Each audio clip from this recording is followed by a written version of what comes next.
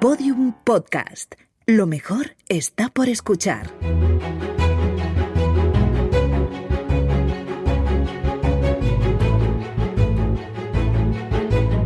Historia de España para Selectividad. Un podcast de Juan Jesús Pleguezuelos.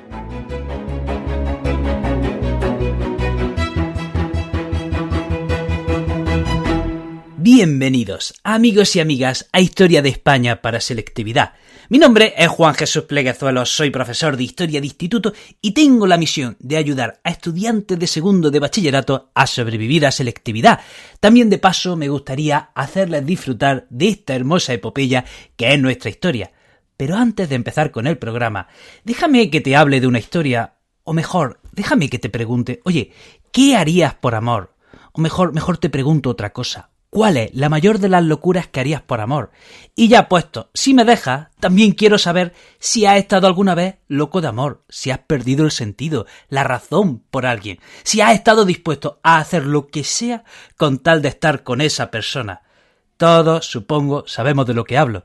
La verdad es que cuando nos enamoramos podemos llegar a hacer cualquier cosa, incluso podemos llegar a hacer la mayor de las locuras, que es la de aceptar al otro tal y como es. Loco por ella es una película de Dani de la Orden, que ya puedes ver en Netflix. Es una comedia romántica con un toque diferente, que trata este tema. Resulta que su protagonista, Adri, se ha vuelto loco de amor por Carla, con la que ha pasado una noche loca y apasionada. Aunque prometen no volver a verse, él no puede parar de pensar en ella. Lo que pasa es que descubre que ella reside en un centro de salud mental y para estar a su lado, Adri está dispuesto a hacer cualquier cosa, incluso ingresar en el centro. ¿Pero cómo va a conseguirlo? Pues de la única manera posible, haciendo una gran locura como es la de hacerse pasar por un paciente. Si quieres saber cómo termina la historia de Adri y Carla y eres de los que en algún momento has hecho locuras por amor, no te puedes perder Loco por ella en Netflix.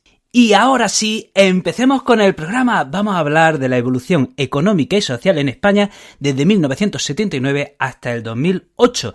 Este es uno de esos episodios en los que si consigo que no te duermas, si consigo que llegue hasta el final del programa, o sea, a mí me deben dar un premio Nobel, no sé, el que sea, no sé, alguno, o un gallifante, ¿vale? Luego al final me decís, si lo habéis conseguido, por favor, me lo decís, que yo me voy a sentir muy orgulloso, porque vaya tema, ¿de acuerdo? Que me corre por las venas. Bueno, empezamos con el programa. 1973. Si estudias geografía, sabes qué pasó en 1973, ¿verdad? ¿Verdad que sí? Si estás en segundo de bachillerato y estudias letras, sabes también lo que pasó en 1973 porque lo viste en primero de bachillerato en historia contemporánea, ¿verdad? Pero, por si no lo sabes, te lo recuerdo. 1973, crisis del petróleo. Hay una crisis internacional, ¿de acuerdo? Llamada la crisis del petróleo.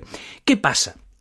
Que esa crisis, digamos que nota sus efectos en España en 1975. Y en 1975 hay una crisis del régimen. O sea, España empieza la transición de una dictadura a una democracia. O sea, se están sumando dos crisis.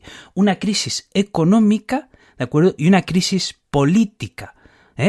O sea, menudo cóctel se estaba dando en España, ¿de acuerdo? Aún así, parece milagroso en perspectiva que España saliese bien de aquel atolladero. ¿Qué pasó los últimos años de la crisis ¿qué pasó en los últimos años del franquismo, del 73 al 75? Que el gobierno franquista, digamos, que contiene los precios y no hace ajustes, ¿de acuerdo? No hace ajustes presupuestarios para evitar las tensiones sociales, de manera que en España, del 73 al 75, no se llegan a notar esos efectos. Son a partir del 75 cuando en España se notan los efectos de la crisis del petróleo. ¿Y a qué dio lugar esa crisis? A una alta inflación. La inflación subió. ¿Y qué es la inflación? ¿Qué es la inflación de la que tanto se habla también estos días? La subida de precios.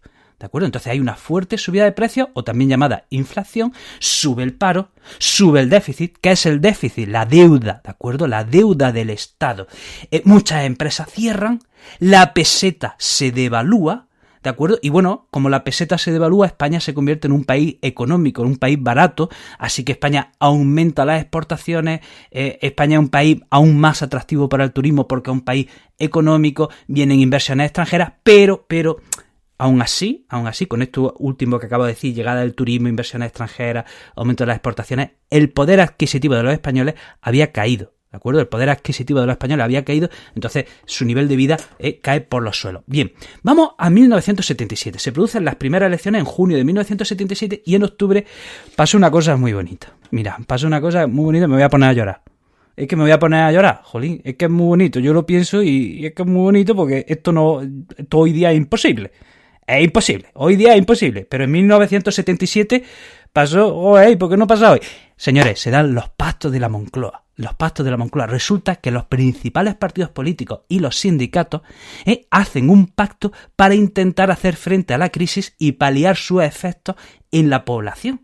¿De acuerdo? Los principales partidos políticos y los sindicatos se unen para firmar los pactos de la Moncloa, y en esos pactos de la Moncloa hay dos ejes principales: sanear la economía. Entonces se toman una serie de medidas para controlar la inflación y el déficit. Además, también se acuerda una moderación salarial y también un control presupuestario. También hay medidas, ¿de acuerdo?, para la sociedad, ¿de acuerdo? También hay medidas de políticas sociales para que la población no sufra en demasía los efectos de la crisis. Por ejemplo, se aumentan las plazas escolares. El seguro de desempleo llega a más capas de la población. También hubo medidas políticas, por ejemplo, hay medidas para asegurar la libertad de expresión, la libertad de reunión, los distintos derechos y libertades que se estaban ganando en esos años. También se regulan los medios de comunicación propiedad del Estado. Bueno, pues todas estas medidas están en los pactos de la Moncloa que se firman en octubre de 1977. Insisto, es que me emociono al ver esto porque hoy día, yo creo que no lo vamos a ver, ¿verdad? Bueno, y ahora vamos a hablar de qué sucede durante los gobiernos socialistas, ¿vale? El Partido Socialista llega en 1982 al poder, sigue la crisis, ¿de acuerdo? Sigue la crisis del petróleo. ¿Y cuál es una de sus primeras medidas? Devaluar la peseta, ¿vale? Devaluar la peseta. Y hay que destacar, por ejemplo, el caso Rumasa, ¿vale? El caso Rumasa era un holding de empresas y el gobierno detectó que había irregularidades en esas empresas que eran insolventes y el gobierno decidió expropiar, nacionalizar Rumasa y luego venderlas. ¿Qué pasa? Que parece que en la en la expropiación y luego en la venta de Rumasa, bueno, pues el proceso fue irregular y opaco. Y luego ahí también hubo una política también muy controvertida, no tengo clara cuál es mi postura respecto a esto, que es la reconversión industrial. Vamos a ver, debido a la exigencia que nos puso la Unión Europea para poder entrar en la Unión Europea, bueno, por aquel entonces era la Comunidad Económica Europea, debido a las exigencias se exigió una reconversión industrial, de manera que esas industrias que no tenían beneficios, esas industrias que eran deficitarias, ¿de acuerdo? Esas industrias que se consideraban obsoletas, había que limitarlas, había que cerrarlas, había que reconvertirlas, había que, sanear la industria española porque se consideraba que no estaba adaptada a los tiempos de por entonces, ¿no? Entonces, decía que, bueno, aquí hay dos interpretaciones. Una, interpretación A, había que reconvertir la industria y eliminar pues todas esas industrias deficitarias porque la Unión Europea no lo exigía y era algo necesario, o la interpretación B que se escucha muy a menudo, y es que de alguna manera España estaba encaminada a convertirse en un país de servicios dentro de la Unión Europea. Porque por aquel entonces España era el 10º país en producción industrial, ¿de acuerdo? Y al eliminar tanta industria, ¿de acuerdo?, España queda convertida en un país para el sector servicios. Entonces tenemos estas dos posibles interpretaciones de lo que pasó con la reconversión industrial. A lo mejor lo que pasó fue una mezcla de las dos, no lo sé sinceramente. Bueno, ¿qué pasa? Que debido a esa reconversión industrial, bueno, pues el paro sube en 1985 y tenemos un paro del 22%, ¿vale? También los gobiernos socialistas destacan una medida muy importante que es los impuestos progresivos, ¿de acuerdo? Quien más tiene, más paga. Y entonces se sube el IRPF, ¿de acuerdo?, para aquella gente que gane más dinero. En 1986 se introduce un impuesto que es el IVA, el impuesto de valor añadido, que está en cada compra-venta de artículos y que ya estaba en Europa y era una exigencia de Europa.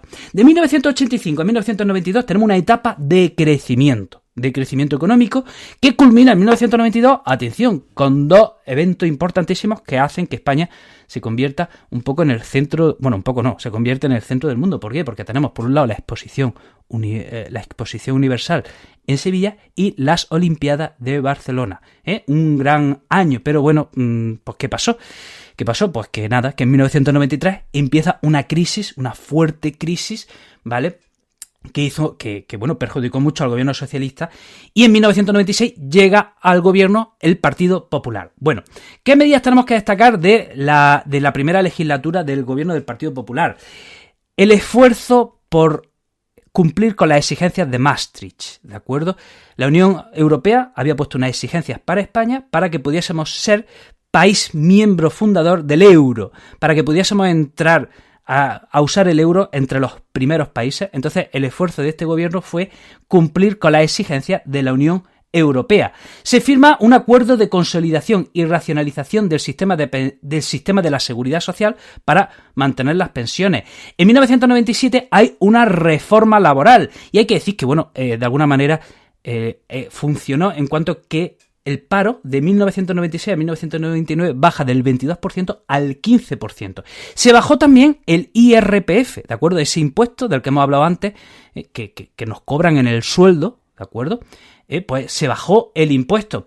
Destacamos también que el 30% del IRPF se cede a las comunidades autónomas, pero sin duda alguna la medida estrella de esta legislatura del gobierno del Partido Popular de Aznar en esta primera legislatura es la privatización de empresas públicas, ¿de acuerdo? Algo que también trajo mucha controversia en su momento y la sigue teniendo, y hay gente que considera que estuvo muy bien y otra que considera que estuvo muy mal. Se privatizaron empresas como Endesa, Argentaria, Repsol, Tabacalera, Telefónica, etcétera, etcétera, ¿vale?